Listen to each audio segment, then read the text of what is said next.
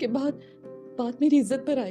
मोहब्बत देखी अभी उसने मेरी नफरत नहीं देखी। मैं पागलों की खानदान हम तो इज्जत करने के लायक भी नहीं। थी। मुझे कहते कि मुझ पर पुलिस बुलाएगा वो। मेरे दिल में आफरीन के लिए हम लोगों की वजह से थी। प्यार दिया मैं सच में तेरे जाने के बाद ड्रामे की आने वाले एपिसोड में हम लोग देखने जा रहे हैं कि अब सज्जल की मां की हकीकत सज्जल पर खुल जाएगी कि जानबूझकर उसने उमैर से शादी करने के बजाय अशर के साथ शादी की और उमैर को ये सब कुछ कहा, जिसके बाद सज्जल अपनी मां से बदजन हो जाएगी और उसे कभी माफ नहीं करेगी। और दूसरी तरफ अशर के घर वाले भी उस पर बहुत ज्यादा जुल्म करना शुरू कर देंगे और अशर भी पलट कर सज्जल की खबर नहीं लेगा क्योंकि वो भी सज्जल से बदजन हो जाएगा।